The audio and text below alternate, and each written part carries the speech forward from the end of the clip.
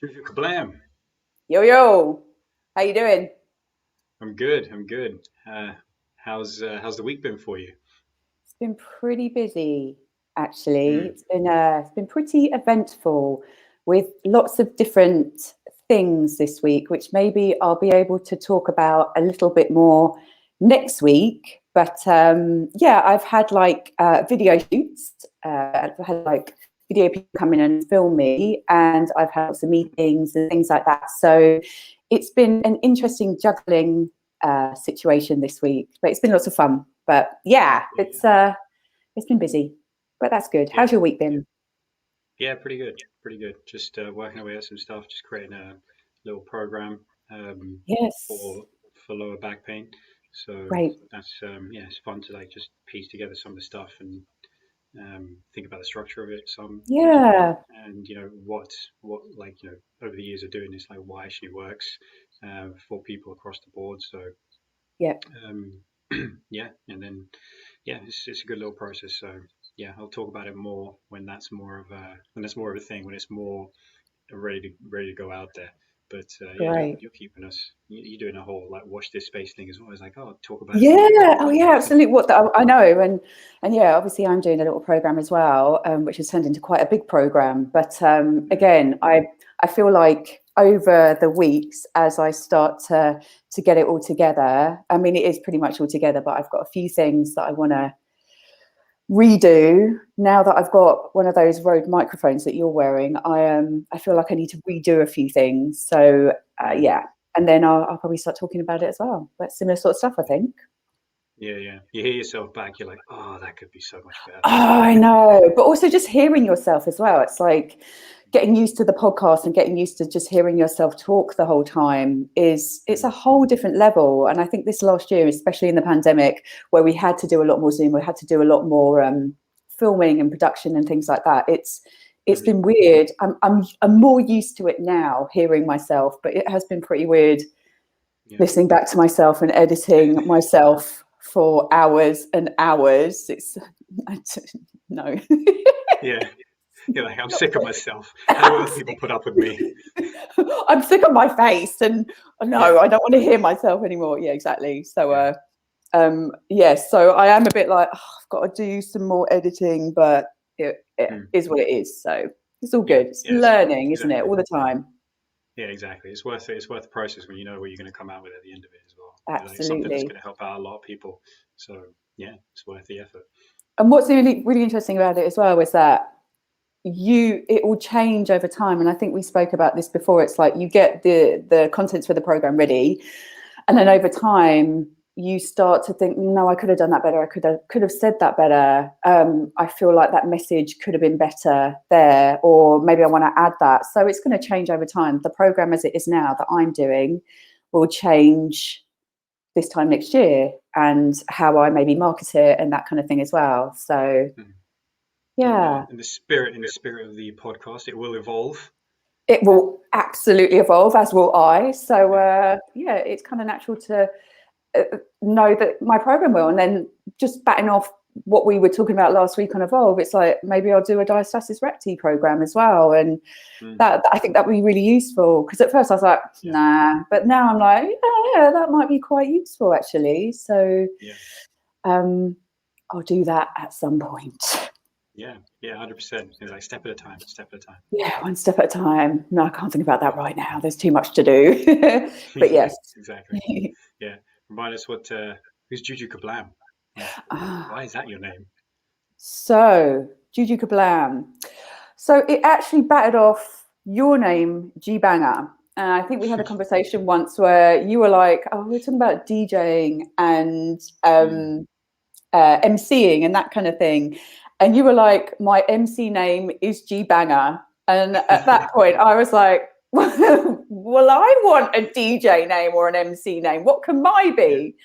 And Especially since you were actually a DJ as well. yeah, exactly. And I wasn't a professional DJ in any way, shape, or form. I played to myself mainly, and had a lovely time.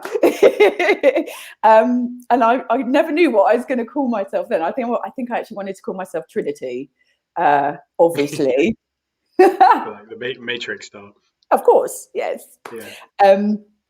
But no, so we were trying to figure out a name for me, and I think you came up with Juju Jazz or something like that, and I was like, oh no, that's not edgy enough. No, no. Yeah. And then, this is a really good story, actually. Well, it's good to me. And then I was watching Toy Story 4, and there's a Right. character in it who's like a motorcycle driver who's actually voiced by Keanu Reeves. So I was like, Oh yeah. perfect. And he says at some point, kablam! And I was just Right. like, that's what it That's is. Juju kablam. That, and then it just stuck it. from there. That's it. And it's not just Juju Kablam, it's Juju Kablam. You Yeah, have to say it like that as kablam. well. And everyone That's how you does. get Like introduced. my mate, like will text me kablam, and it is Yeah. that. And now it's evolved into kablamo, hasn't it? Right. Like, It's oh, like the original. you're The original is the best. The original is the best. kablam, Juju kablam. But Yeah. I have variations kablamo. Yeah. Or if you say pow pow, which is your kind of tagline, sometimes I'll be like kablam kablam. Or That's pew pew. it's a mouthful. Yeah. Pow pow pew pew. Pew pew. Oh man, it's like get your tiny little guns out for that I one. do. You like pow pow, and I'm like pew pew. Yeah. I don't know. Exactly. I know. I am like kablam. And I do sometimes say that on my own when I'm driving or something. I'm like, yeah, kablam. Just to cheat yourself up. It's like, where are you going where you need to tell yourself kablam? Like, I don't know. I got yeah. through some lights, or I did a good turn. I don't know. Or I've reverse parked into somewhere. Kablam. That's what I it is. nailed that. Kablam. See that? I'm in between the lines. Kablam. I reverse parked perfectly. Kablam. Yeah, Oh, that's ridiculous. But it is. that's fun. Keeps you going through the day. Exactly, because otherwise it's all a bit bleak. Well, it was for a while. So yeah, anything to cheer myself up. Yeah. So I must just tell you, last week that my dad. So I had the podcast on YouTube, and my parents were over helping me out with some stuff, and my dad was like, "Is he Spanish?" And I was just like, "No." Yeah. And then he was like, "Yeah, but his name's Granado." Oh, yeah. Oh, yeah. Yeah, there's a few things that just misdirected him, And I was That's like, brilliant. "No, he's Gorinda, really." And he was like, Yeah. "Oh, okay." And then apparently I look like some BBC newsreader. Like, if you were giving it that voice, I would have just told you to get off the podcast. I'm not dealing with that BBC No, voice. what that Yeah. very well spoken. No, I have a bit of a No. Cockney twang, don't I? So Yeah. yeah, I was like, do I look like a newsreader? Which one? I don't know, but it was really That's funny. hilarious. Yeah, that's brilliant. You know what? I've had like so many nationalities thrown at me in the past. It's Have like, you? Same. yeah. It's like, what have you got? So I get Spanish a lot, or Italian, and I'm like, no, Yeah. Israeli, Interesting. Jewish, yeah. So yeah, I get Italian, Spanish, all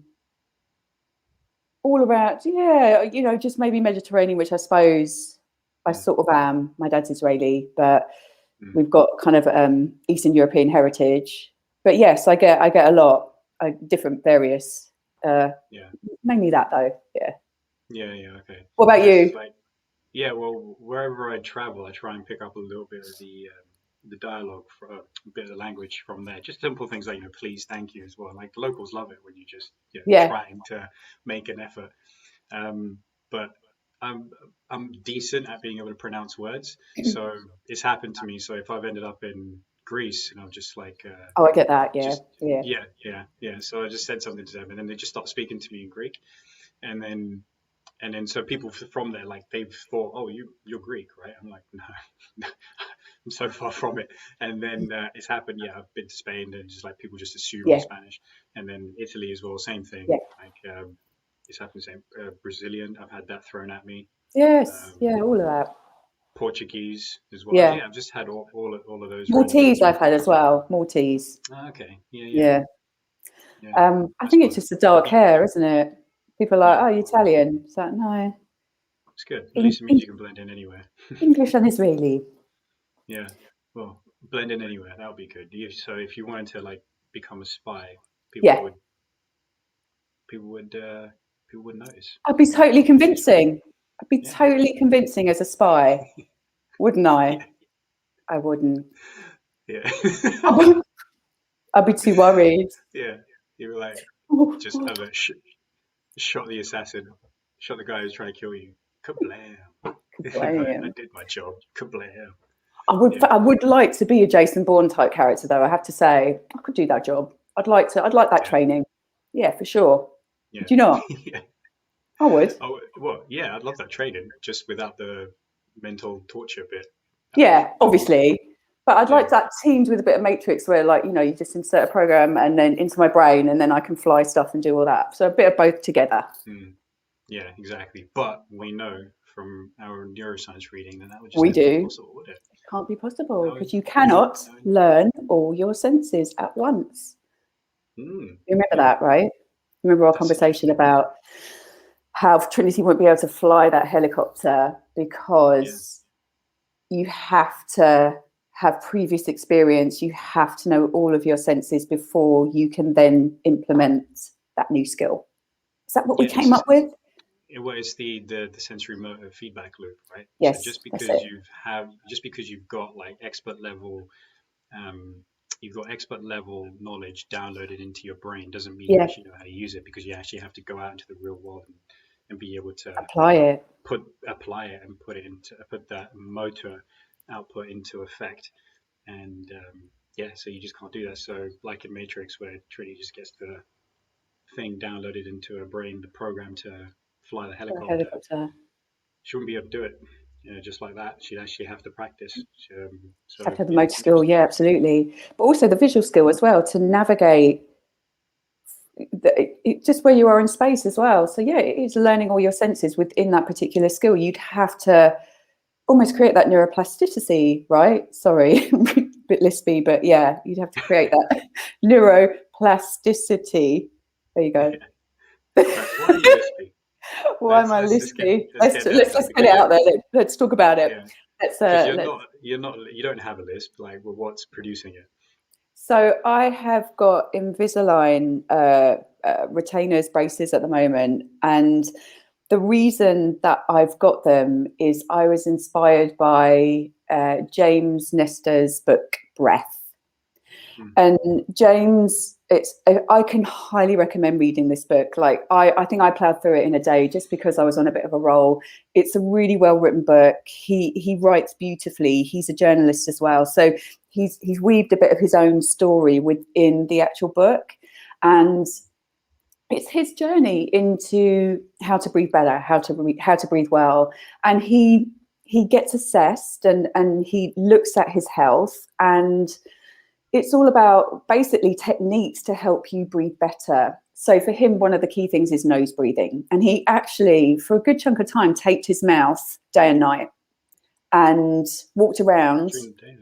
yeah, during the day as well. Exercise with mouth tape as well, which he said was phenomenally hard to try Mm. and get into that. You literally want to, you feel like you're panicky at certain points because you can't quite get the air in that you need.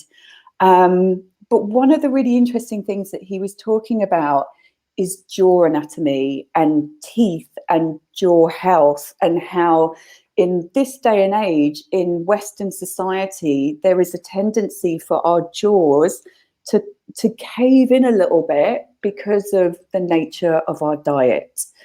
So many, many years ago, when we didn't have access to all the foods, the processed foods that we have access to now, we were chewing on bones and meat more and chewing on raw vegetables and things that actually were challenging to chew. And when you chew like that, and I'm going to try and get this right, it generates and creates stem cells that then create more I'm trying to remember what it is, but just space and movement, and it's like it makes the teeth better. I can't remember what the stem cells created, but it just generated more stem cells within the jaw anatomy that kept your teeth well spaced. And I just found all that really, really interesting. So not only does it help you to, obviously look better, chew better, like eat your food better, but if you then tape your mouth and you've got this good jaw anatomy going on, then it helps you to breathe better. And it has so many health benefits that we know. Like, I think you tape your mouth, I tape my mouth at night as well.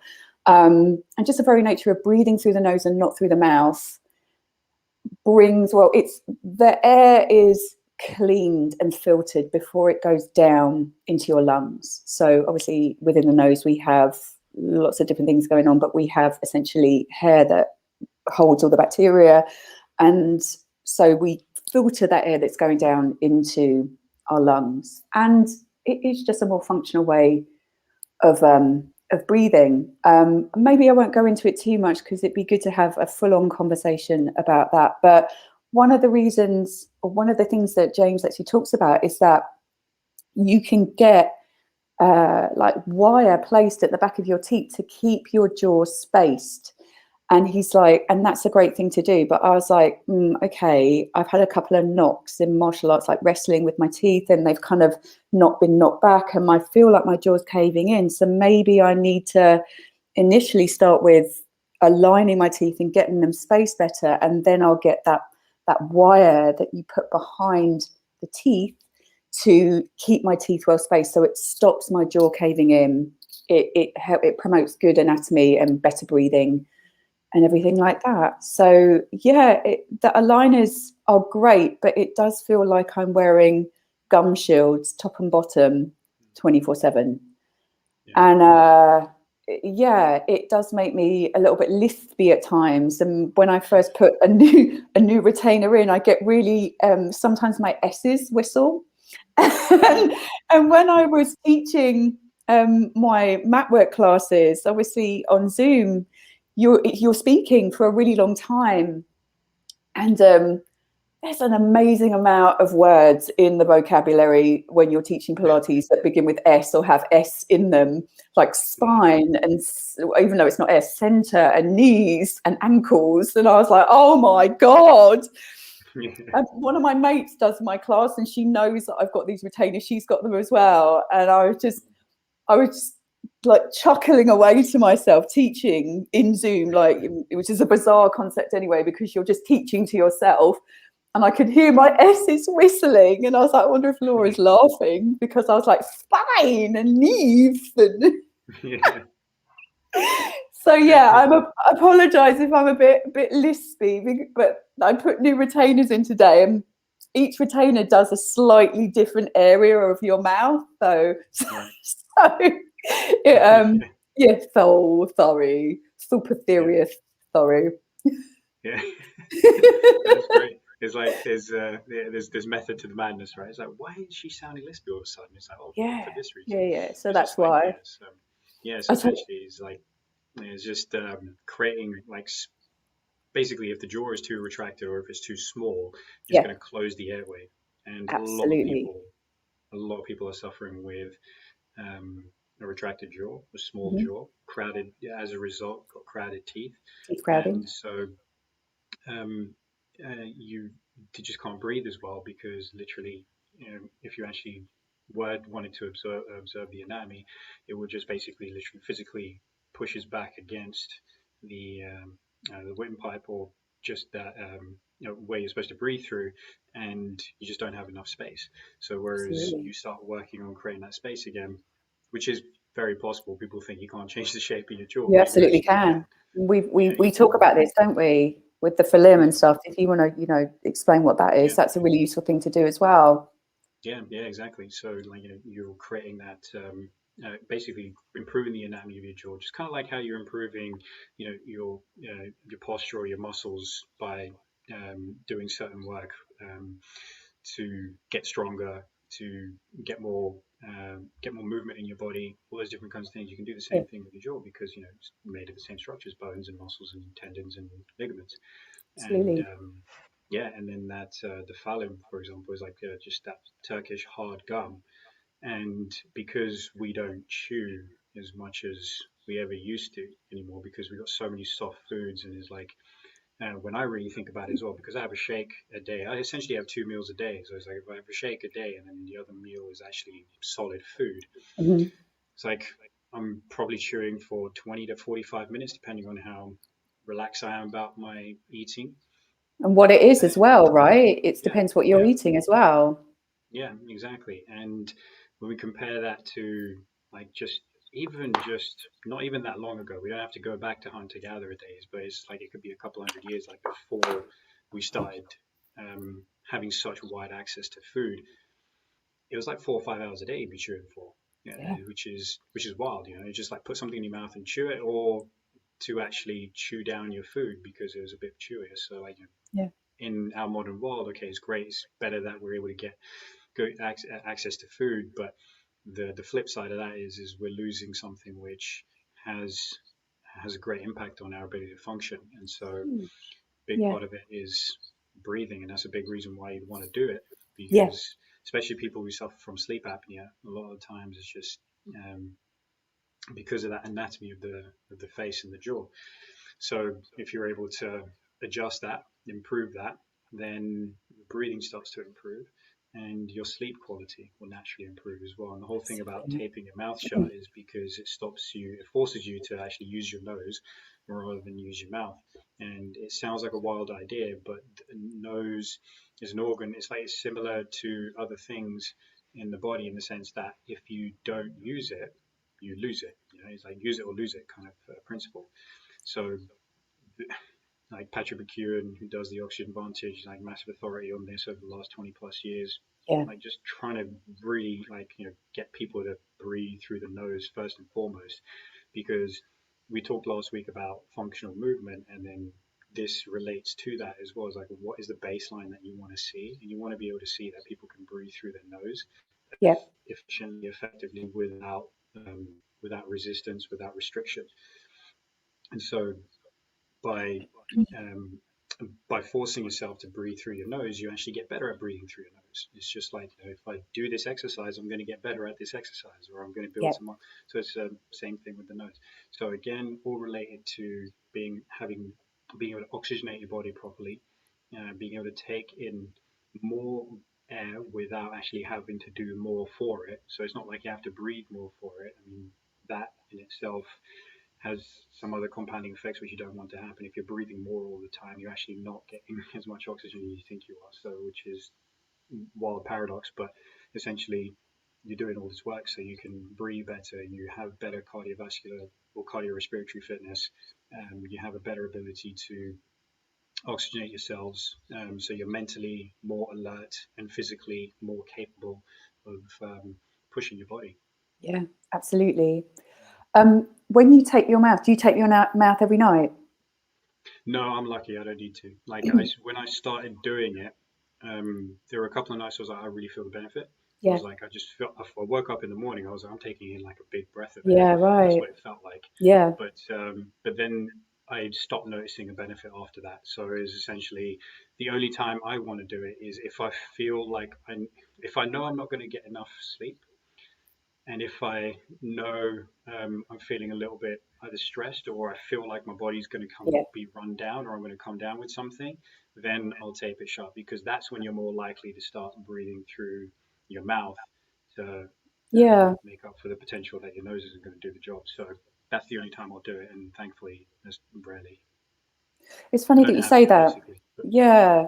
It's funny that you say that you do it when you're stressed. I think I don't tape my mouth every night either, but I naturally taped it quite a lot this week. I think because of the pressure of just new things like being filmed, that kind of stuff, just stuff that's just out of my comfort zone. And, don't get me wrong, the podcast is great, but again, it's taking myself out of my comfort zone. And I think I've felt like it's good stress, it's good agitation, but at the same time, trying to get to sleep and stay asleep, I was struggling with it at the beginning of the week. So I just started to take my mouth. And actually, I had an amazing night's sleep.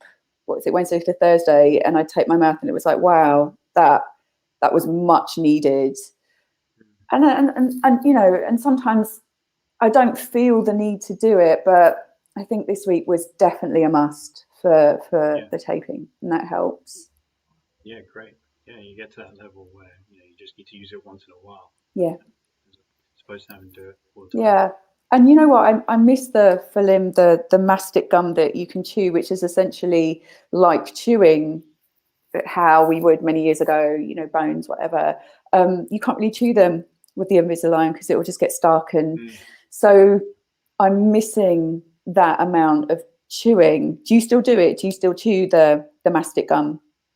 Yeah, two or three times a week. So Yeah, yeah, it's really important. not every day, but Yeah, it it is just like if I'm just doing something where I don't have to, I'll just be going talk. for a walk. I'll just Yeah, chew.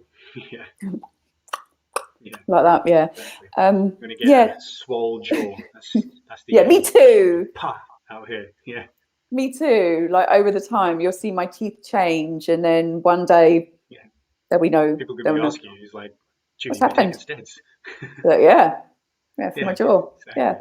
exactly. Yeah, exactly. Yes. So that's why I sound a bit lispy, and that's the whole reason why. And I would absolutely recommend that people read James Nestor's Breath book, because it's a great read, and he covers lots of different ways of breathing as well. And I use them quite a lot. There's something called box breathing and coherent breathing. So box breathing is a great way of calming the nervous system down quite quickly. I think that he mentions in the book that it's either the Marines or the SAS use it as a technique to calm themselves down but retain focus. So box breathing is where essentially you're kind of thinking of a box as you breathe. So you breathe in for 4, you hold for 4, you breathe out for 4, you hold for 4, and you kind of you consistently do that, and it kind of keeps that mental clarity but calms you down. So it's a really useful tool. I tend to do it at the end of my classes as well. I'll do either some coherent breathing, which is a little bit longer, or I'll do box breathing, or I'll take them into like a body relaxation where they're just nose breathing or something like that. And it just dials everything down and brings you back to that base level, I think. So Yeah, yeah, I'd it's highly recommend. yeah, for sure. Like it's like if you know you're in that stress state, you're in a Yeah, situation where you're stressed. It's a really simple, really effective tool that you can do yeah, innocuously. Like nobody has to know that you're doing it as well. And what it's doing is okay. So the balance in your nervous system. Generally, we want it to be doing this. hmm, Like if stressed, rested, is generally in balance. There's like that nice alert slash calmness to you, mm, alertness and calmness to you. You're stressed, it just goes boom up here. yeah, Use box breathing to help you get back to equilibrium. yeah, That's where that's useful. That's why like the breath in and out and the hold is hold, equal. yeah, But you can, if you actually need to put yourself into a more recovery state to get you here, then you would actually you would actually breathe out for longer. So you would actually change the ratio of the breath to get yourself to even more relaxed state, and that has its time and place as well. so So there's different kinds of breathing for that. with that, you breathe in, say, for 4, and then you breathe out for 6. Is that what you're saying? With if you take that breath a little bit longer, is that Yeah, I would say saying? twice the ratio. So Oh, if you okay, breathe in for 4, breathe out for 8. okay, I nice, personally like to do breathe in for 5, out for 10. okay, And then, I mean, it only takes a minute. Literally, like that's 4 rounds of doing 5, 10 breathing. yeah, So essentially, it doesn't matter if you do it to seconds. It's just the count is more important. The ratio is more important. So you just go into breathe in for 5, out for 10, and then do that like four times for a minute, 8 times for 2 minutes, proper and calm then down. you actually feel Yeah, pretty chill afterwards, pretty relaxed. You can actually feel some tension in your body just yeah. relaxing as well. I think all the breathing that there's a lot of everyone's really hot on breathing and different techniques for breathing, but I still am quite hot on the anatomy of breathing. Like it's all very well saying, hey, you need to take deep breaths, but if you do suffer from anxiety or you are stressed, when someone says to you deep breaths, it's like often that might not feel great. You might still be breathing into your chest or your shoulders and and and and and maybe an explanation around coherent breathing, around box breathing, around those sort of kind of double breathing breaths. Breathing into your center, breathing in not just to your belly, but the lateral sides of your ribs and into your back a little bit as well. I mean, maybe that's something we can cover another time, but the actual anatomy of how to breathe well, I think, is really important because, you know, when I was a musician, people were like, just take deep breath, and sometimes you don't know how. How do you take a deep breath and feel good? So Yeah. I actually think the anatomy of how to take that deep breath well is important as well. Yeah, and it's that actually you're touching on something which is a really common misconception as well. Is like Mm, if you need to calm down, like people usually just say, is like, you know, you're in a situation where you just need to kind of recalibrate yourself. You need to yeah. pull yourself together. And they're like, just take a deep breath. It's like actually, How? Yeah. yeah, how number one, but it's actually not a good idea to do that. You actually want to take a deep breath, but you want to have a longer, slower exhale. Yeah, for So sure. And it's not that controlled you just as yeah well. yeah because taking that deep breath in actually what actually happens is the mechanism is to actually increase your stress. So Yeah. if it's just a breath in, so you actually want to decrease your stress so you can actually start thinking more calmly and be have more clarity. So you actually want to breathe out for longer than you breathe in that situation. So it's not just hey take a deep breath. It's like yeah breathe in and then like a Yeah. long And slow breath out. control that breath out. Yeah. Mhm. And Kathy Dooley, who I've studied a lot with, she's an anatomist, and she does a lot of the courses that we have done, and the anatomy courses that I've done. She often describes the breath out as, imagine you're breathing out through a straw, a small straw. So you get that control, and you get that length of breath out as well, which I always teach, and I find that really useful. So Yeah. Yeah, exactly. It just helps to make you realize like how much control you need to have yeah, over it because it's not like it's it's kind of we just let it go like in a yeah. normal training. It's No, just you can't do yeah, that. Yeah, it's like you're doing like especially if you're under duress during exercise, yeah, and then you're trying really hard to breathe in, you're just letting go of that breath. But actually, if you control that breath as much as you can, the again it's not your need for oxygen that triggers your breathing. It's actually your how much carbon dioxide is sitting in your system, which tells you yes, to pull more oxygen in. So having control of that breath actually helps you use oxygen better in your body. So having that control of that out breath, that's a key thing. So you do that as much as you can, as best as you can. There's always going to be a situation where you just can't. It's like yeah, it usually comes up in physical training. It's like you're training, you're hard, you're going hard, you're going hard, you're going hard, doing the best yeah, you can to breathe in and out through the nose, and then it's kind of more naturally happens to be able to control your breath out through your nose because it's just a small space. You just can't puff it out like you can with your mouth. yeah, You have to, it'll get forced out through the nose. So, but yeah, you're just going to struggle. So, and that's fine. It's just you basically you do it as best as you can until you build up a absolutely. greater and greater and greater threshold to be able to control that breath out. When you're running, do you nose breathe? Yeah, completely. Do you the whole time? Yeah, the whole time. Wow, that's impressive. I can't do it. Mm. No, it's like, can you do it like even a little bit and then Yeah, a like little go bit. through? I can. Yeah, I think with me with running, I'm just like, oh, I just want to run faster. And I think if I'm nose breathing, I have to slow down and focus yes. on that.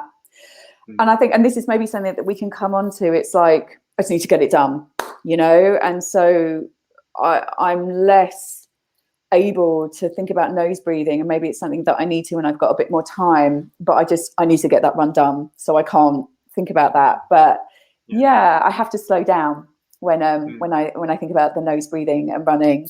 Yeah. Um, Yeah. That's fine as well. I mean, like, again, it's just a matter of doing what you can. Even when I'm hauling ass, like I'm trying to go faster, is I'm still like 90% of it, I'm breathing in and out through my nose. serious, And then wow, yeah, there'll be a couple of times where it's just, no, I just have to breathe out through my mouth. I need to get yeah, rid of this. yeah, I need to breathe. And sprints is, I'm still like I'm still trying really, really hard to breathe in and out through the nose, but then there'll just be a couple of breaths which like I just can't hold yeah, I feel like the urge to inhale or let that breath go through the mouth is too much. And yeah, and that's when it happens is like you're getting to that 100% effort level is when you yeah, really need to use that. But yeah, I mean, I mean, I've taken hits to the nose, but thankfully it's Me too.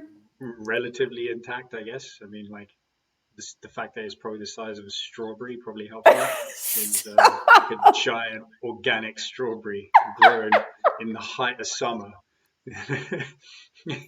It's like, yeah, that probably helps. But it's but again, it's like a tool, right? It's like it's just use it or It's lose the it. best thing to have. Don't dish your nose. It's the best thing. People kill for noses like that. I'm not sure, but yeah, fine. I'll take it. I've been punched many a time on the nose. Nice. Yeah, It's, great. it's like, okay, Not a good look. I feel like we need to clarify that. It's like, why is that? Is that because Jude just goes out looking for fights? Yeah, Is it like, is she a fighter? What is this? Or, you know, yeah. who's she hanging No, around with? Who's just what smacking she her in the did, face all the time? what happens in Fight Club stays in Fight Club. No, I haven't done Thai boxing recently, but over many years I've done Thai boxing, and it's my favorite thing. It's great, and yeah, so I've been in many sparring situations. So you like getting punched in the face. That's I what don't that know what sounded that like. says about me, really, does it? I love it. It's great. And Punch me in the yeah, face. Punch me. do it. Try. Just try. Yeah. Oh, come on, Yeah. yeah. It's a tough sport, but sparring is another level with that sort of stuff, because it's not just oh, you're punching and kicking or whatever. It's you have to think about strategy to get to that person. So yeah, I've often been punched on the nose, and it's the thing that pisses me off the most. If someone gets me on the nose, you can guarantee that I'll win that round in sparring, because I do not like being punched on the nose. I'm like, Yeah. right. And yeah, and then So they go, okay, so it helps you level up. pretty much, yeah, and then you'll get a heavy Right. kick, and Right. Nice. So if and I then ever I'll, need to get the best out of you, I just got to tweak your nose, and then that's it. You're in next level. yeah, I would look out though, because I might retaliate. Yeah. um, I'll come at you wearing a suit that makes me look like the I don't know, the Stay Puft Marshmallow Man from Ghostbusters. good luck I'm like punching me with that. yeah, exactly. I'm fully padded, so like Um, Jude, I need to get the best out of you. Bam. do you know, I hated, like, my one of my trainers used to just do it because he knew it used to really rile me up, and it always used to be at the end of the round, and then I'd be able to, like, just let it go and kick and kick and kick. So yes, I don't like being punched on the nose. It's also, in wrestling, I don't like being pushed onto the floor. Like, there's been a couple of guys that have managed to land me flat on my back from quite a height, and you end up and you're like, and that gets me as well. So then Yeah. so then I'm like, kablam! Yeah. Um,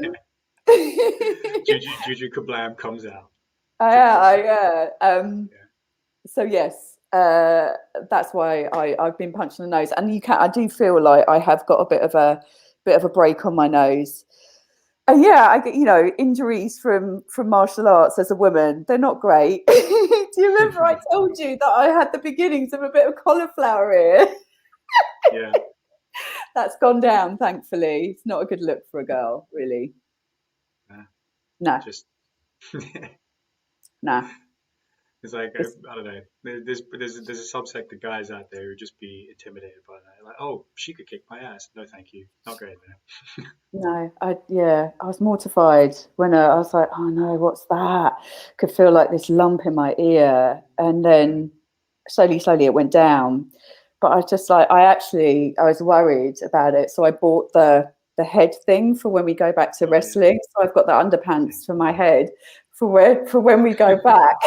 Underpants for my head. Brilliant. With the ears and and you've got to tie it round, and it's like, it's not good. And I won't be able to hear anything, but I've got it because I just can't have my ears get more cauliflowery. No, nah, just generally don't want that. But it's a sign. It's a sign you put yourself through something. I mean, I think, it shows. I've knocked my teeth in wrestling. I've only been doing it 4 months, only before we locked down.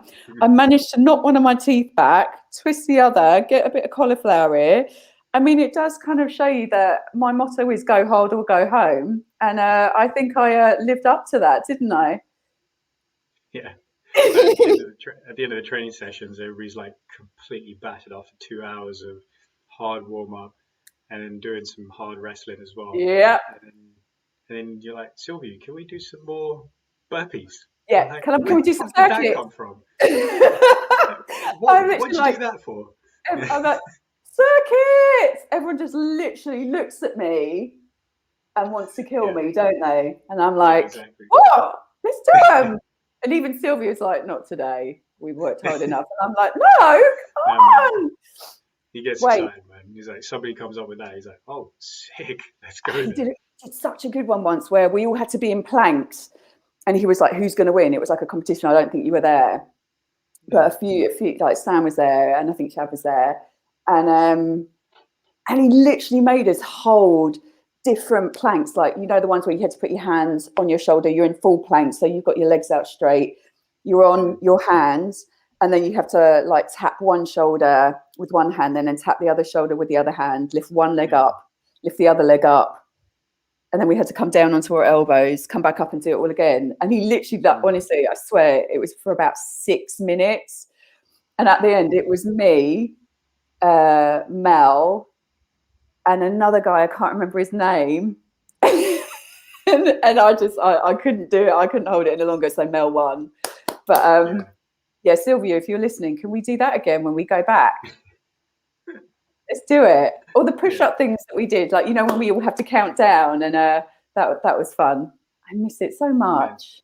Yeah, there's loads of exercises, there's loads of drills which were just so much fun. Like the commando crawls as well Yeah, was always good. the But yeah, cartwheels, all of that. I love it. yeah, exactly. Can't wait As to I go say, back. I know. Let's see if that happens. I mean, if we're wrestling, if we're doing jiu-jitsu, then that basically means everything's fine. It's like if you're able to mix, you're Yeah, if able to we're do allowed to mix jiu-jitsu up, yeah, in exactly. an open class. It's like, all right, we're at a good place. Yeah, So we're here. hopefully, Let's hope it happens soon. yeah, So it's such good fun. I think it's so good for you as well to. It's just how to figure out how to move someone, and figure out how to work with someone. I don't know, like, you'll probably be able to describe it better because I haven't been doing it very long, but it is, you're trying to work out how to get out of a situation or how to get into a situation, aren't you? And it's great. It's a great skill, but also having that full contact. It's quite personal as well to wrestle with someone or to do jits with someone. Like you're having to navigate yourself into different positions to try and either get away or get someone. So I don't know why I think that's a life skill, but it's just it's a useful way of just navigating maybe a situation that you're not entirely comfortable with. I yeah, don't know. that's perfect. I mean, I do know why it's a life skill. You need to, well, I Well, think yeah, first and foremost, yeah, like everybody needs to learn how to like defend themselves. yeah, I think everybody needs to learn the consequences of violence and yes, like intimately. I'm not talking you see somebody get hit in the face or something like that. It's like, no, you need to know how easy it is for you to get fucked up by somebody who just knows a little bit about what they're doing. yeah, 100%. And and also to be able to have the confidence to be able to handle that kind of violence as well. Yeah, Because whatever people might say about, we should move beyond violence and stuff like that, but look, it's a part of us. It's a part of our nature. So we should learn how to control something which can have devastating consequences. And so from that individual perspective, um, it like forget societally just for a person is like the amount of confidence that you can gain from knowing how to handle yourself in a physical confrontation. yeah, It does a couple of things. Is like a big one is I just think there would just be less physical confrontations if everybody knew like how devastating it could be in the sense that um, they know how to handle themselves, and you're looking down the street and you're like you might get vexed at someone, but you're thinking that person might know how to handle themselves. It averts. For me, I feel like there's a greater chance of you averting trouble, yeah, um, because like I mean I've had it with um, Sylvia's a great example of this again as well because he's been wrestling his whole life, so he's got he's got a couple of big ass cauliflower ears going on, and then Yeah. I remember him telling us a story where he's driving around in London, and then caught up in London traffic, and then there's some dude who's just horning away at him because I don't know whatever happened, but he felt like he got wronged by Sylvia um, in traffic or something, and like maybe he cut him off or whatever. But like the guy was just horning at him and just giving him a lot of grief, and then Sylvia like kind of he stuck his head out the window, and then the guy was like, "Oh, for fuck's sake!" And he just shut up and he stopped bothering him because basically he Yeah. stuck his head out Right. the window and Saw the and he ear. saw he Knew saw his the ear. He's like, fighter. "Oh, okay, yeah, exactly. All right, Yeah. I'm not gonna get involved here." And Yeah. that's just a really simple example. I've had it with my Yeah. cousin who's in Canada, who's a martial artist, and like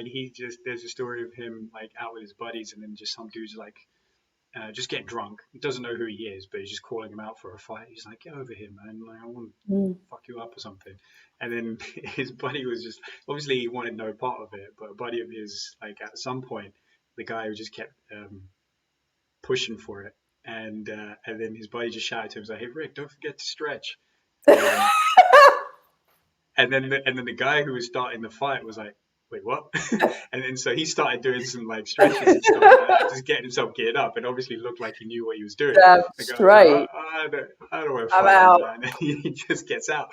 So it's hilarious, right? So he just Yeah. realized that all talk, no ability to back it up. But I think it makes but I think there's just a couple of stories. It just goes to show, it's like if you Yeah. know how to handle yourself, there's people don't, nobody wants to mess with that. So there's um, there's a greater chance for civilized, the civilized Yeah. discussion going ahead instead. So I mean You're, that's one of the things, and like I think the things that you're talking about as well, just like that life skill, you're face to face. Like my flatmate put it in a really good way once a little while ago, which is jiu-jitsu or grappling essentially is just a microcosm for learning life's toughest lessons mm, because it's just what you said. It's just like you're met with this really uncomfortable, awkward position and situation. You just got to figure out how to get out of it. And on a pretty grander much. scheme, like that's pretty much what's always going to happen. In the words of Rocky Balboa, it ain't about how hard you hit. It's about how hard you can get hit and keep moving forward. You know, how much you could take and keep moving Don't do this. forward. Please don't do the whole speech now. Please don't do the whole No, speech now. no, no. Hell no. It's like, don't get me off on one. Nah, but that's the point, right? Is like you just basically got to deal with taking the hits and getting Yes. back up again. Like that's what life's always going to throw at you. So if you've had that like kind of microcosm of training in that, you're Yeah. like, actually, I can take this. I can handle that. Absolutely. And I think just going back to what you were saying before about it giving you the confidence when you're out, absolutely for me, it gives me the confidence, like being able to do Thai boxing, being able to vaguely sort of do a little bit of jiu-jitsu and wrestling. No one's going to expect it from someone like me, a tiny Yeah, little girl. Do you know what I mean? yeah, And yeah, actually, she can handle herself and throw a fairly mean elbow and a fairly mean knee, and maybe like sort of attempt some sort of like hook. I don't even know the names, but yeah. I'll Not sort yet. of Just choke stick you with the out. elbows first. I'll sort of choke them out with my arm somehow. I don't know the words, but people aren't going to expect it from me, I think. Okay. So it is kind of quite cool to know all this stuff, because you really don't expect me to know how to throw a hook, and yet I can. So yeah, Yeah, exactly. yet I'm fairly lethal like Yeah, that. that's why. That's why I'm going to show up like the Stay Puft Marshmallow Man. When And you punch me on the nose, whenever that may yeah, be. exactly. Yeah. So then whatever you throw at me, you just got You to know that balance it. I'll see it coming. I'll see that punch coming, deflect it, and Why? then you'll just get a kidney kick. Why? Because I'm dressed as a Stay Puft Marshmallow Man. You're like, oh, he's going to No, hit me. no. I need to It's like, elaborate. obviously. Yeah. It's like, if I show up like that, then clearly there's only one reason I'm Oh, there. here he is. Here he is. Yeah. It's just not because you just walk around in a Stay Puft outfit. Even if Yeah. you weren't, I'd see that punch coming. Yeah. No, I probably wouldn't, to be fair. But as my trainer many a time just donked me on the nose, and I'm like, oh, Yeah. Yeah, we'll see. We'll see. We'll see. Yeah. All right. It just sounds like it's a good thing that we're distanced by the internet right now. It's like otherwise you just you're getting your fists ready. Uh, Oh. Land me one. Do you know what though? Punching. If you're in a situation though, like we talk about this, I've talked about this in Thai boxing classes. If you are in a situation where you're about to be attacked, punching's no good. Mm. Apparently, kneeing is the quickest and most useful thing. If you can knee them, how we've got onto this conversation, but if you can actually, because they're not going to expect it. Whereas if you're like, let me just like get my fists up and like hook you, no, that's not going to work. Like kneeing them, or even like a Krav Maga move where you whack them on the side of the ears and stun them, and then you kick them is a good thing to do. If we get that. If we get that. Yeah. Self-defense 101. Knee him, slap him in the head. Do the eyes. Yeah. Put them up. Put them up. Okay. Yeah. Oh, Brilliant. sorry, completely went off of left field there. But well, tell me about the thing you wanted to talk about was like the time management side of things. You're talking about having a busy week, right? Yeah. So how's that? Yeah, I have a fairly busy life in that I am a single parent and I run my own business. It's busy in that I do a lot. I don't think I'm exclusive or in any way worse off than anyone else, but you have to deal with everything. So from a childcare aspect, you have to deal with school drop-offs and pickups, and I have to deal with the domestic side of everything that you have to do and can think of with the domestic side, from paying bills and figuring out broken boilers and whatever it is, cleaning, washing, etc. It's it all kind of lands on me, and also running a business and not only doing my sessions and making sure that I'm on the ball for the sessions and that I know what I'm talking about, but also just the marketing around what we do. It's not just that you rock up and teach, it's that you have to do a huge amount around it. Like admin probably takes up about 25% of my week. And then I'm in meetings for this new project that I'm doing. And then I'm doing things for my program. And also I have a dog, so I've got to walk the dog several times a week.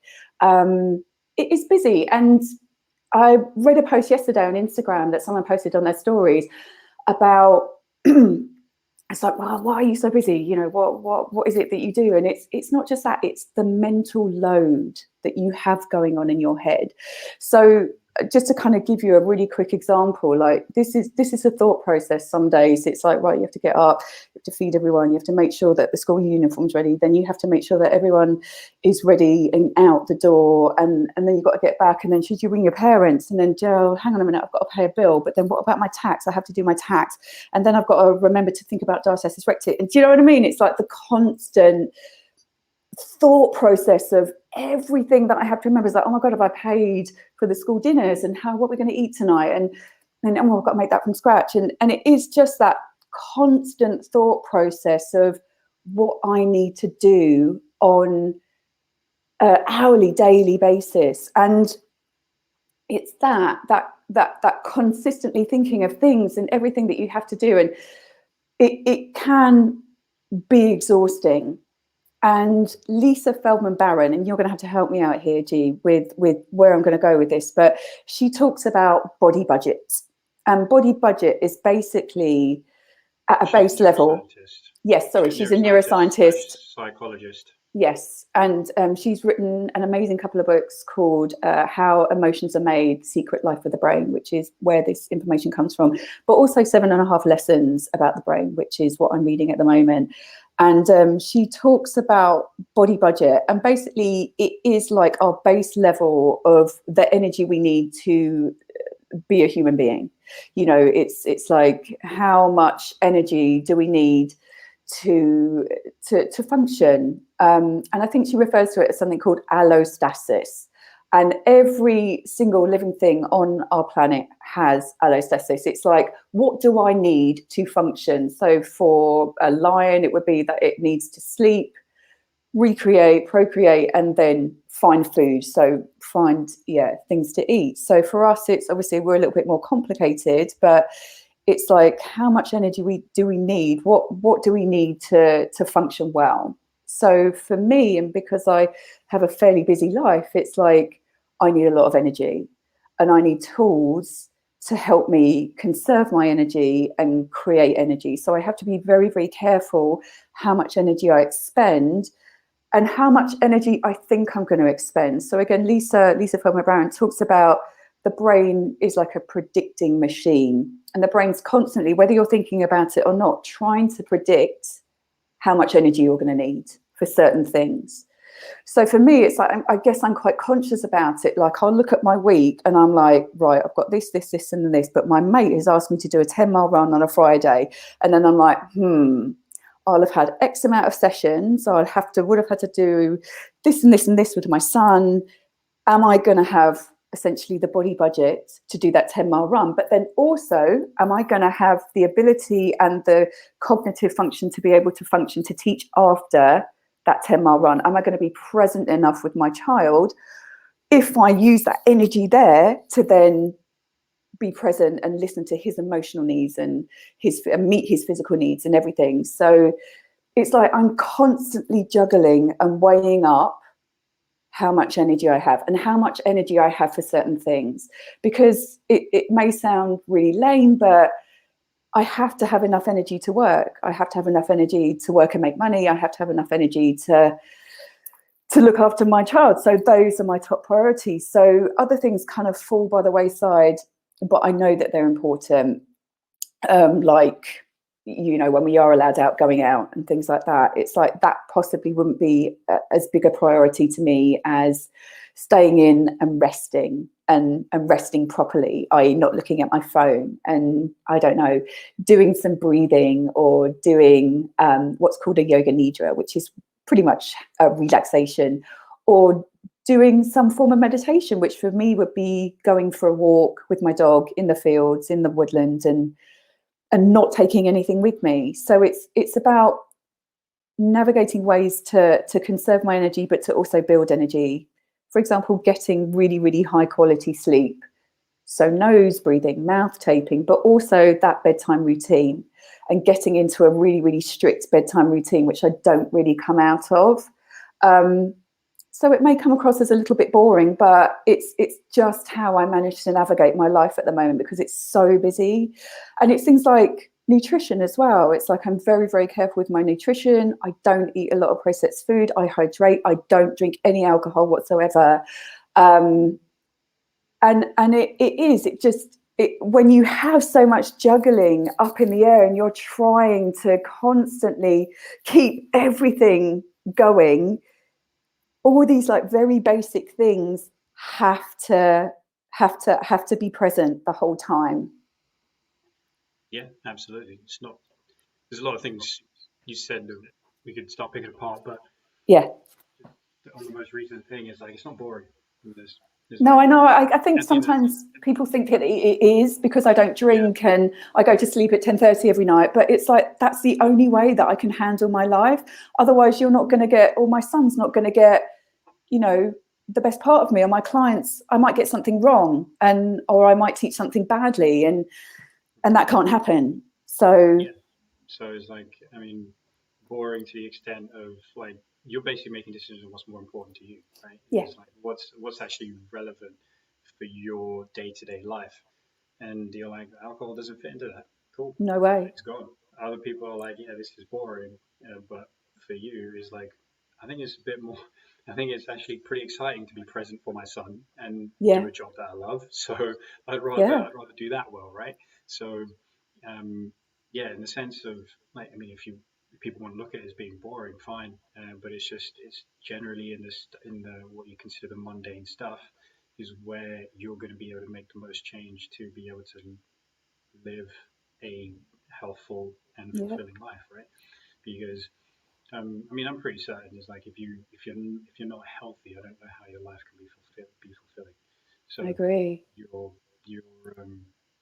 it's just like the pursuit of getting that balance, and as you're doing, is like, hey, you know what? Like, there's a lot of value in this. You know, it's like Mm, there's a lot of value being me being present for my kid and being present for my students and being present, like being able to function for my business. And so yeah, so it's like this. The I guess like mostly it's just I guess it's about defining it really. This is where I was. This is what I mean about it being boring because people consider it being boring, but at the end of the day, is like it is it's always unglamorous. It's like to function well, to yeah. perform well is always unglamorous. Everybody like might just see the end product. You know, I think athletes or anybody at the top of their game, superstars and stuff like that. Mm, They're the easiest ones to look at. Is like you're just looking at an end product essentially and just marveling at absolutely. what they're displaying. But they're doing the same things. They're like they're optimize nutrition, getting the right amount of sleep, they're getting the recovery on point, they've got people to look after them so that if they get injured, they're doing exactly the right thing at exactly the right point during Yes. their recovery process. And that shit is dull if that's the way you want to look So at it. dull. Yeah. But but ultimately, it's like actually that's where the good stuff is. That's where the exciting stuff is because you just realize that if I get this right, I'm going to feel like a freaking awesome human being. So Yeah. is it boring? No, not really. Is you just got to reframe it. And I think and you said exactly the right thing. It's like I don't find it boring. I think it's just that I maybe feel the pressure maybe from society as a whole. It's like you don't drink, you go, you don't really go out, you don't do anything. But it's like, but at the same time, it's like I feel the healthiest and strongest I've ever felt in my life. And I manage everything that I have to manage despite it all. So actually, when you have really solid nutrition and hydration, and you're not drinking, or and you're getting that exercise level right, and yeah, it does make a difference. And sometimes I get it wrong. I've massive learning curves. Sometimes sometimes I don't sleep well, and the stress gets on top of me. And but then I guess what's great is being a trainer, and having these conversations, and all the books that we read and know and love. It's like how to get around that. It's like if I can't sleep, I will just start doing some coherent breathing, or I'll put on the yoga nidra, or yeah, there's stuff I can do, or I'll take supplementation like magnesium, which is just something that I take to help my system calm down and help me transition into sleep. So yeah, I know everything I need to do, and then more often than not, the next day sleep is better. It's like I'm very mindful. It's like, oh, I got that wrong. Let's try again the next day.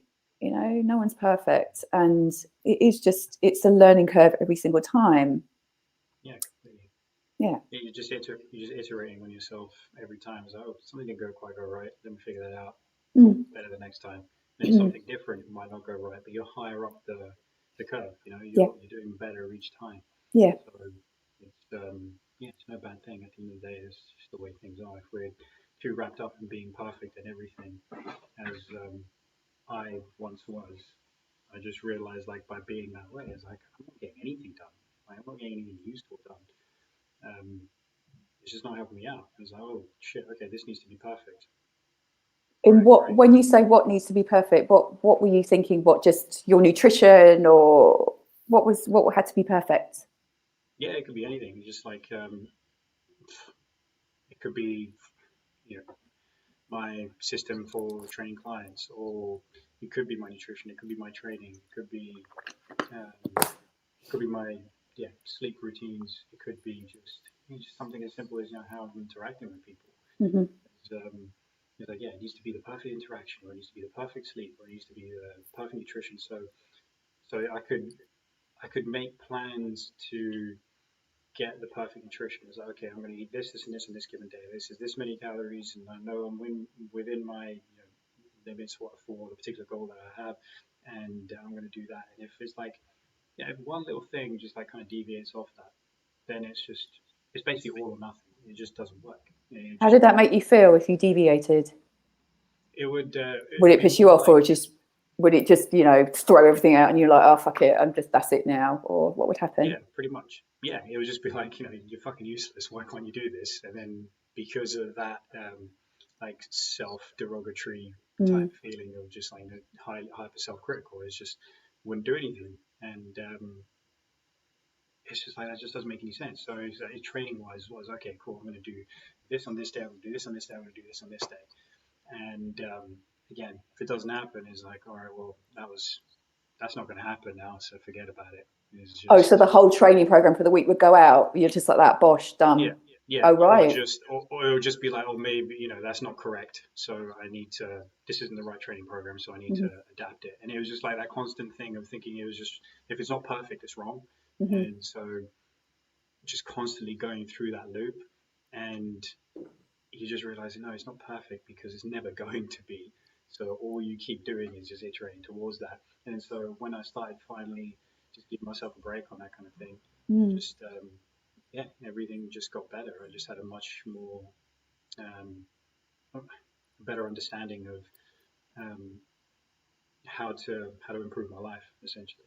And again, a good way to look at it was not having trained for like the longest time because ages ago, like I picked up an injury. I was like, this doesn't make any sense. I'm supposed to be, young, fit, and healthy. Hmm. Why have I got this injury? Because I don't know why I got it.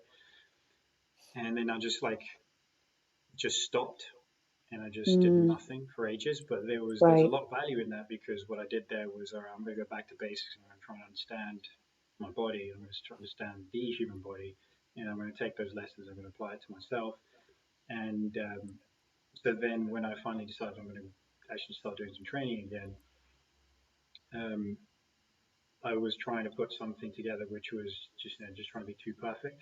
And I was like, Hmm. I need to be this, this, and this. And I just wouldn't train. And then when I actually got that out of my head, I was like, I'm just going to start. Like, I don't even have a plan. I don't even know what I'm about to do, but I'm going to pick up a weight and I'm going to do it. Right. And then I did that. I was like, okay, cool. So, I know obviously about structuring exercise and stuff. So I was like, all right, well, that was a push exercise. I'm going to do another push exercise for the upper body. And then, cool, done. And then a couple of days later, I did pull exercises. I was like, I'm just going to do this. I'm just going to see what happens. Right. And then, it started to build up. First of all, I started to get the routine. I Mhm. started to actually train. And then I was like, okay, well, I've been doing this. I can refine this now. I can make this a little bit better. So I did, started improving that and started improving that. Then I got some help with it as well. Actually, Umar really helped me out with a plan. Great. And because I was like, okay, I'm just going to get started. Don't care what the hell I do. And then when the time's right, I'm going to start putting a more um, precise plan in place. Started doing that with the help of Umar. And yeah, it was great Brilliant. because it was just like iterative progress and it didn't feel like there was any failure at any point. It was Mm. just I'm just doing, and that's better than not doing, basically. That's And brilliant. Yeah. yeah, Doing is better than that's that not lesson. doing. Yeah. And I think that's a really beautiful example of how mindset and changing your mindset can change how you run your life. Gone out of Yeah, focus there. Um, and that level of perfectionism, which I absolutely have as well, can massively keep you stuck. That's it. It's all gone now. Forget it. I'm not going to do anything. And it can actually just inhibit everything. Whereas when you change that mindset and you're a little bit more gentle with yourself, that's hugely powerful. And look what happened. You just, and I think once you start as well, rather than going, oh, that's all screwed up, didn't get it right. Once you start and you're like, yeah, I'm going to do some push exercises, that then creates that positive neural pathway of I can do this. So then I'm going to go, yeah, next couple of days, I'm going to try something else. Da, da, da. And that's a great way to carry on. And I think that's a hugely important message as well. It's like, doesn't matter if you screw up. I screw up all the time, and just get back on it, and you carry on, and yeah, that's how you create progress, isn't it? yeah, exactly. It's like there's a great quote. I don't know it inside out. I don't know off by heart, but it's just Mm-hmm. structure of it I remember, which is just basically it's much better to start an okay plan right now than a perfect plan next week. Yeah, I agree because with that. next week will keep coming. And you'll be like, oh, no, it's Yeah, not perfect yet. I'm going to come next week. yeah, But it's like, oh, I've got an okay plan right now. It's like, yeah, cool. I'll start now and I'll just just keep build up going. into the perfect plan. And like what Jordan Peterson said, always like, start the thing and start badly. Your sound's gone funny. Oh, yeah. How's that? Bit better, yeah. Yeah. Okay, cool. So, yeah, start the thing and start badly. You know, have a haphazard plan in place. It doesn't matter if it's Yeah, not right. It's just because at the end of the day, what the hell do you know anyway? yeah, Like about how to execute something properly. You just keep going. Just yeah. start and then get better and better and better and better because you're learning from what you didn't do so well in each part of the path. Every single time. And I think I could definitely bring that back to my program, and how you were like, just start it, just get something done, just get it down on paper, just start. And now, I mean, I know it's taken me time just because of everything else, but it's come so much further than I ever thought it would. And Yeah, and you know, and now it's changed and morphed into something else that's going to hopefully be a really useful program for people online. And it will change again. But it was, I was really stuck because I was like, maybe I should do a degree in neuroscience, and then when I have that, then I can do that program. And it's like, yeah, no, just yeah, start, just do the yeah, program. You don't need a degree in neuroscience. yeah, Take me for about 20 years. Um, and so that's when you sort of like came in and went, just get all your ideas down on paper and start. And just doing that was like kablam, there we go. And yeah, it's taken on a bit of a life of its own. So it's like you don't need the perfect qualification or the perfect amount of time or whatever. It's like just start and carry on from there, and it will get better over time. And I think you could put that into any area of your life, to be yeah, honest. yeah, exactly. And I mean, here's a thought as well. Like anything that's worth doing perfectly is probably just means that's a lifetime endeavor. So Absolutely. so and here's the thing about it as well, which is people you can think once my nutrition is set, it's like that's it. Hmm. Once my training is set, that is it, etc., etc., etc. Once we help people get out of back pain as well, so it's like once I'm out of back pain, that's it. It's like no, there's Mm. There's it's a more. lifelong thing. It's Yeah, just in the sense that yeah, you'll be out of pain, but you got to take care of yourself.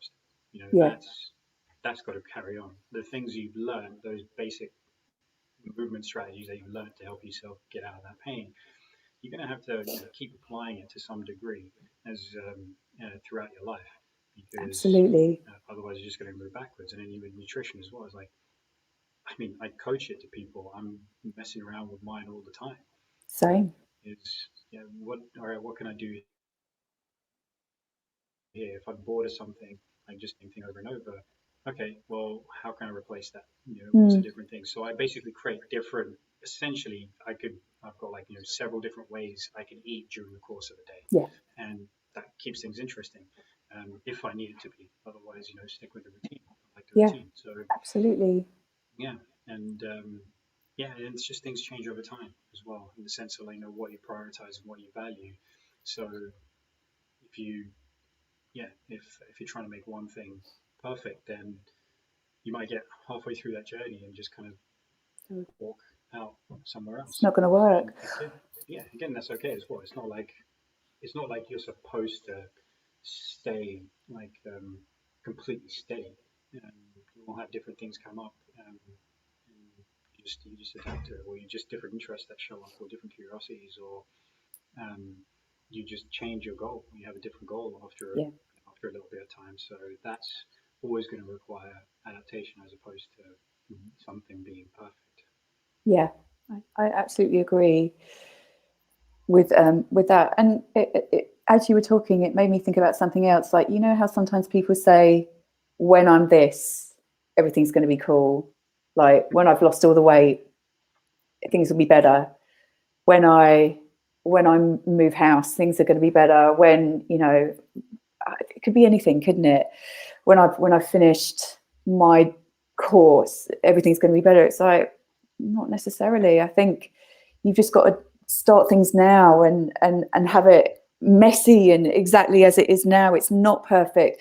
Maybe you haven't lost the weight. Maybe, you know, it's like for me, okay, with the Invisalign, it's like, I'm so glad I started, because in a year's time, I'm going to be annoyed if I hadn't. So it's just As start. Don't opposed to, worry. yeah, as opposed to, I wish I'd done this 20 years ago, sort of thing. Yeah, exactly. Yeah, Yeah, I wish I'd done it 20 years ago, but you know, yeah, it's there's never a right time to do something, is there? It's like, doesn't matter what you look like. It doesn't matter if you're not fit enough. It's like I hear it all the time about, oh, I'm not fit enough for martial art. I'm going to wait until I'm a bit fitter and then start. It's like, no, just start. It's fine. Just do it, and then the fitness comes. Oh, I'm gonna start running when I feel a bit better. It's like, okay, unless you have a structural injury or it feels uncomfortable, just start, just try. You don't know until you get out and try those first steps. It's like, or it's always, you know, when I feel like this, it's like, as long as you're not injured and you can do something safely, do it. yeah, 100%. Exactly. It's like, yeah, that's a good point as well. When this, when that, when things fall into place. Yeah, It's like the only way to fall into place is because you make them fall into place, exactly. right? So it's just, Exactly. that's the only way. You have to do it. I agree. Mm. You just start from wherever and just plow on, because um, yeah, I think um, I think it ties a little bit in with what I've been thinking about this week as well, which Hmm. was just the idea of intrinsic motivation, one of the idea, the concept of it, and how we use that to propel ourselves forward. So if we kind of and there's certain things here which I've been thinking about which we can explore, but there's other Hmm. things which are like kind of like the concrete. Is like we know if we do this, then um, this is the outcome of that.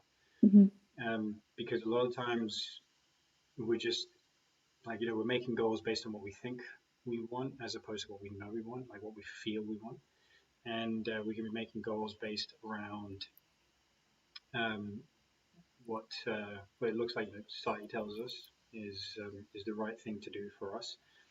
That's a bit harder to pick up on because at the Mm. end of the day, we are always influenced by people around us and by the environment that we're in.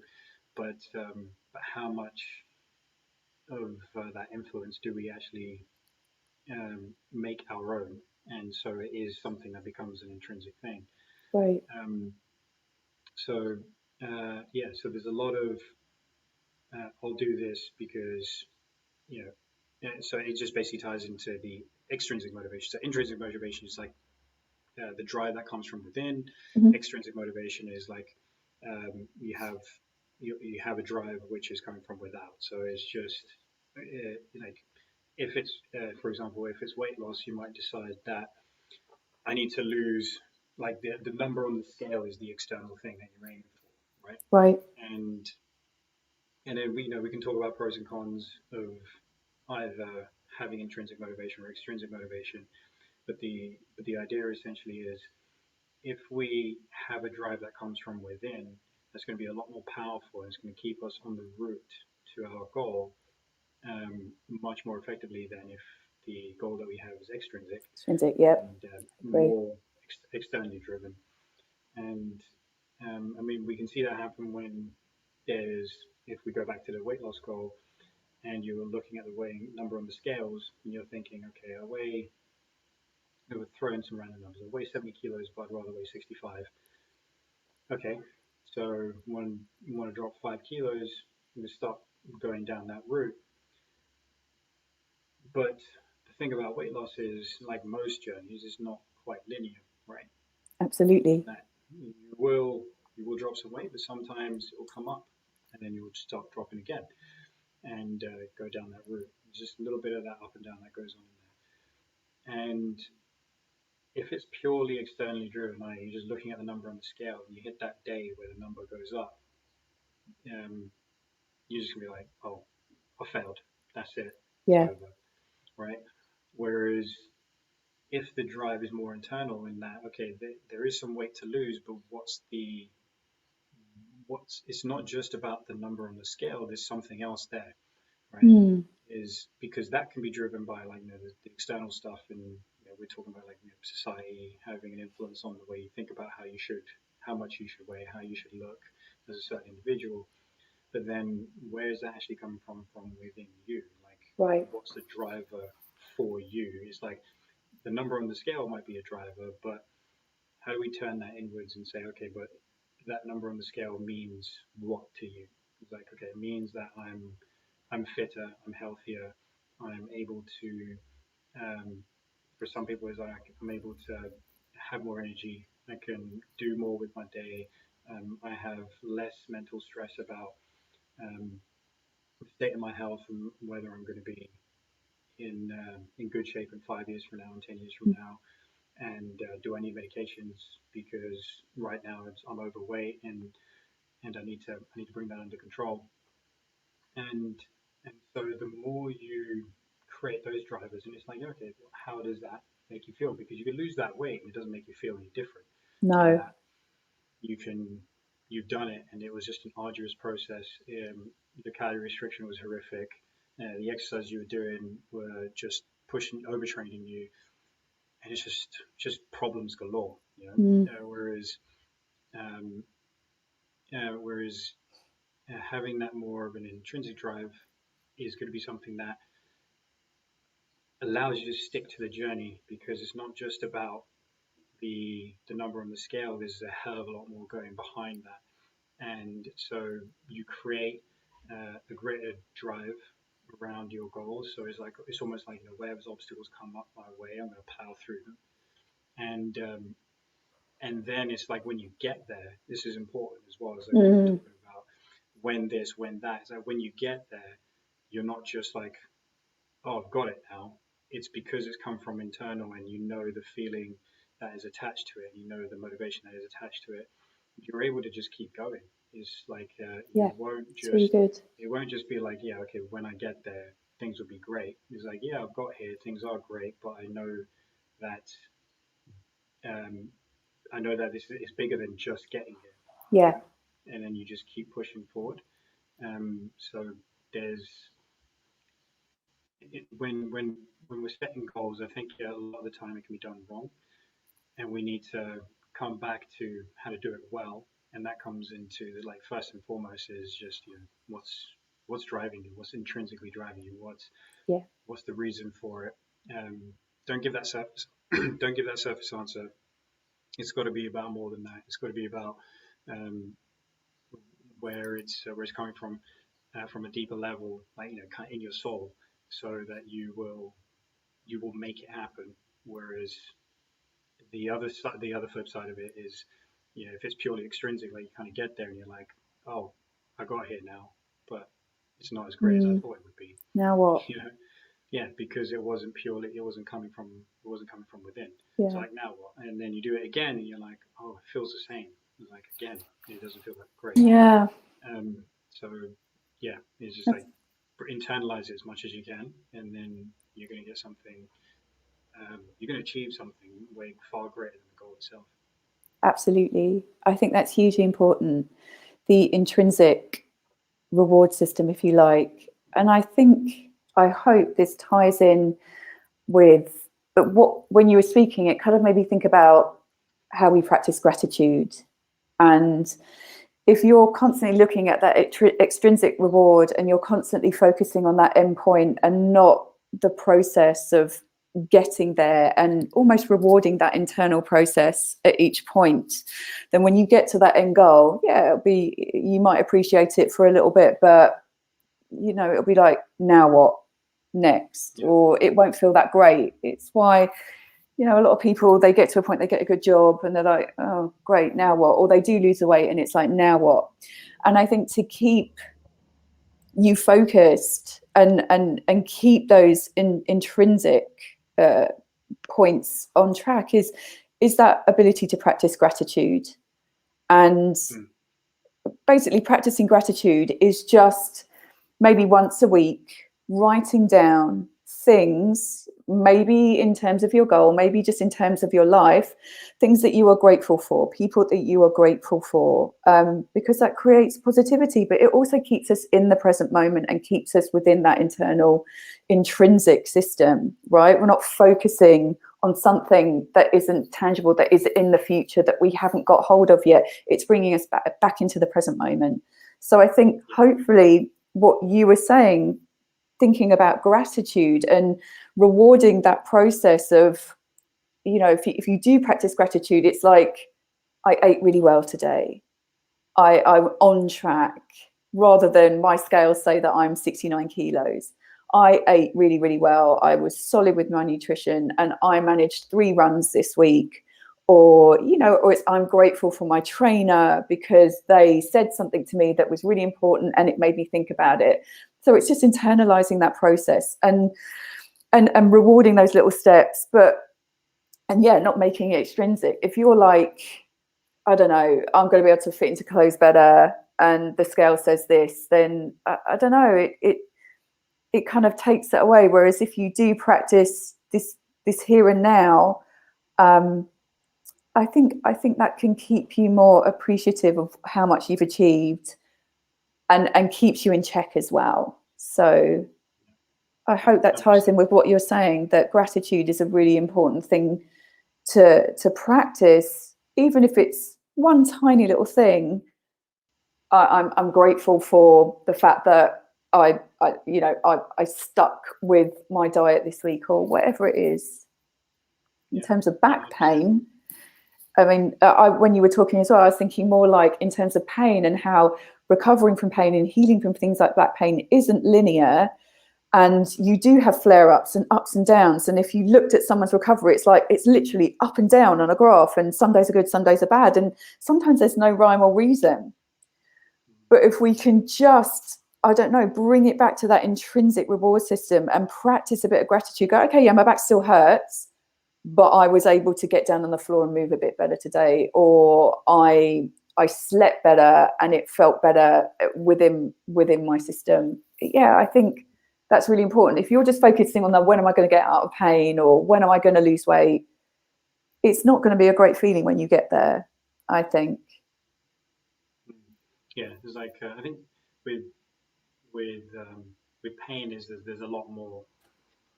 It's like once you got there, it's like, yeah, this is amazing, you know. But it's definitely a case of how you got there as well. Because if it's just pain medication, numbing Yeah, yourself, all yeah, that kind of stuff, it's like, yeah, okay, you're out of pain, but that's no fun, you know. yeah, So exactly. it's like, yeah, that's not going to feel great. In that, okay, I've got that relief. I feel great that I got the relief, but what are Mm, you doing to yourself to be able to attain that relief?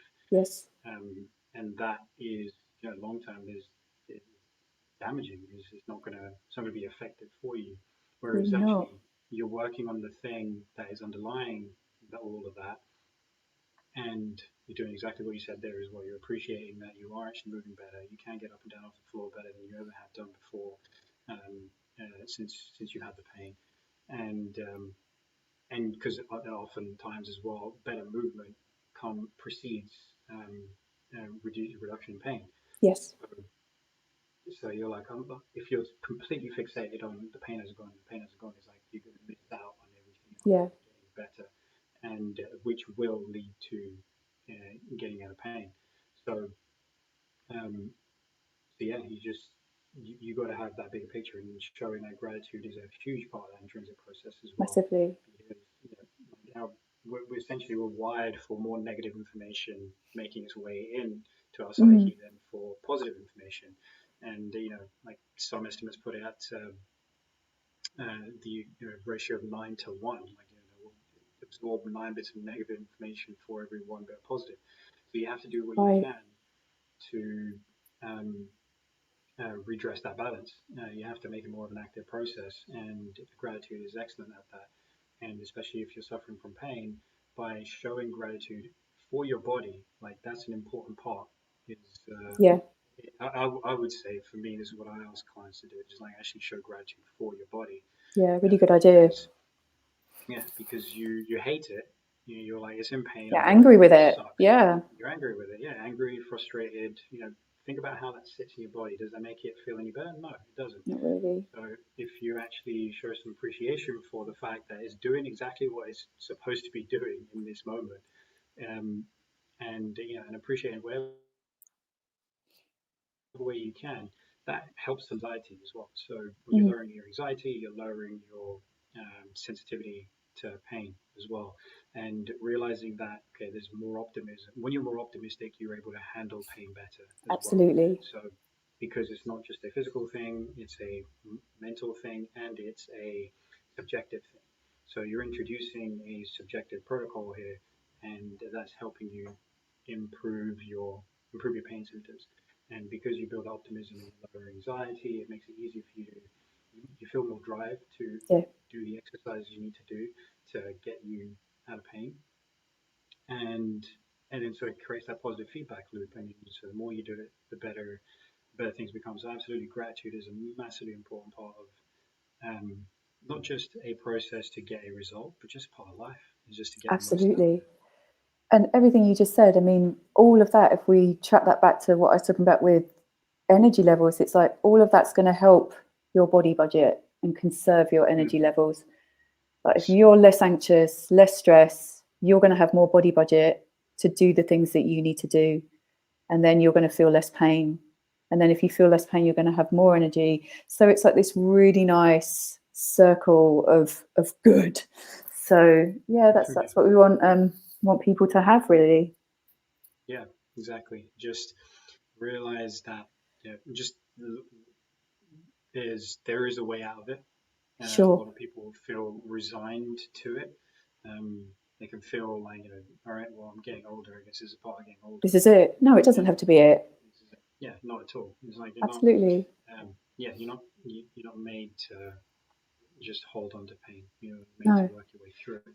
So when it comes to lower back pain, it's like, okay, let's get those basics right. Because the Yeah. basics are going wrong, we're going to get them right. And we're talking about like chronic here as well. It's like if you're acute, i.e., you've actually got trauma, you just suffered from something. It's like, okay, well, let's let that settle down Yeah. That needs to dial physically, down.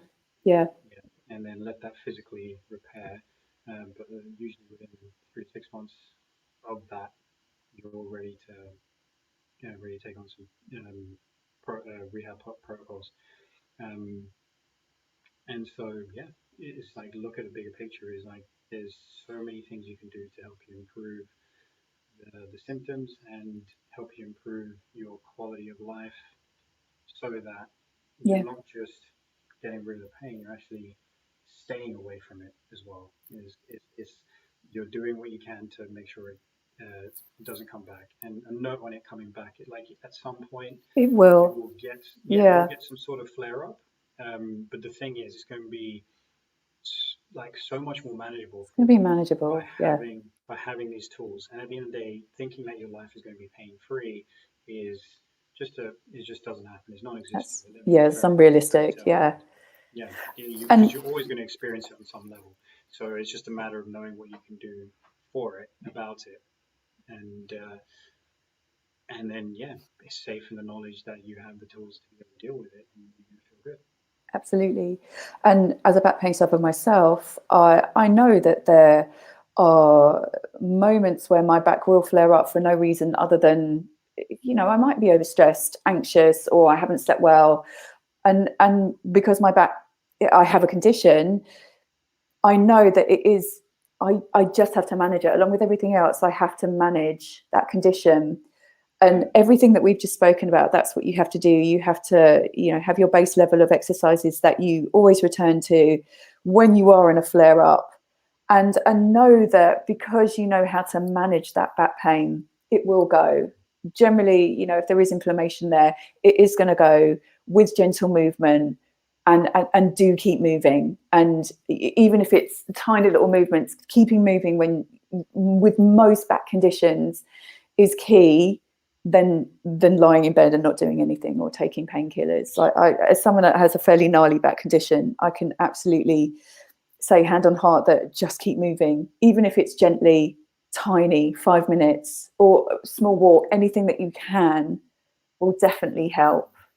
And and I know that there's always going to be moments where I'm in pain, and you just have to navigate through them. It's like I was talking last week about the idea around I don't think it's that I'm never going to get injured, but I know that I'm always going to recover. It's that same thing. It's like I know when I'm in a back flare that I will recover, and I'll use the tools and I'll use everything that I have to make that happen. Yeah. And what is your gnarly condition? So I have something called a spondylolisthesis, which it really simply is where one of the vertebrae, and usually they're in the lumbar spine, but they can be elsewhere, but a vertebra, so the actual bone in my lumbar spine, has slipped forward. So this sometimes gets confused with when people call disc herniations disc slips. They're not slip discs. An intervertebral disc, which is the disc in between the vertebra, doesn't slip. It prolapses, it herniates, so it protrudes through, but it doesn't slip. Like the actual vertebra slip, and that's what I have. So one of my lumbar spine segments has slipped forward, and so it almost creates, like, if you imagine like a drawer getting stuck within I don't know, a chest of drawers. If the drawer gets stuck, it's hinged and stuck. So I have to be really careful what movements I do. But I generally do most movements because I believe that we should, because functional movement, we have to be able to bend and extend our spine and move and rotate. I tend to do most movements, but I'm very, very careful. The pain it causes, like, I find it very hard to arch my spine back. It gets a bit stuck. It looks a bit frozen, a bit stuck, like I can't really move it.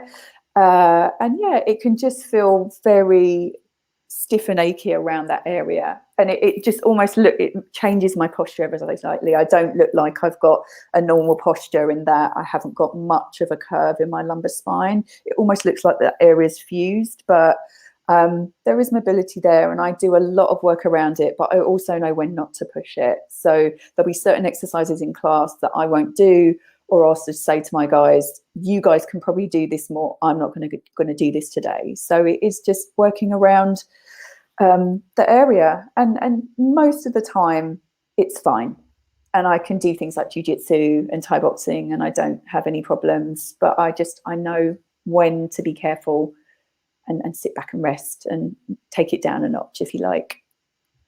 Well, I'd say like it's a hell of a testament to how well you take care of yourself to Yeah, be able to do intense intense sports like Brazilian Jiu-Jitsu, wrestling, and yeah, Thai boxing as well, because they can put a lot of shit through the back. huge strain. Um, Yeah. yeah, a lot of things that people struggle with in grappling is lower back pain.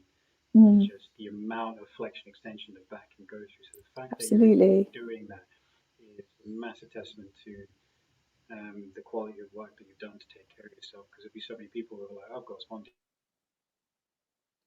there's Mm, no way I'm doing, and you're like, no, there is a way that you can do it if you wanted to do it, and it's just a matter of building up that yeah. function around your spine so that you give yourself a chance. It is. It's just it is learning those exercises that are going to keep you strong, but also trusting. And I think I read this the other day. It's like your spine is far stronger than you realize. I think people walk around thinking that our spines are these delicate, fragile things, but they're not. Our center of mass is based around our lumbar spine. Like, it has to be sturdy. And when I got that into my head a little while ago, a few years ago, it's like our spines are far more, they have more strength than we ever realized. And I just feel like I wanted to put myself through and see what I was capable of, especially with wrestling. It's a difficult sport in that respect, and you are sometimes being crushed or you're being pulled, and I wanted to see whether I could do it. And again, as long as I'm careful, I haven't got injured in that way. I might have got cauliflower ear and a bashed up tooth, but my spine has held out beautifully. Yeah, exactly.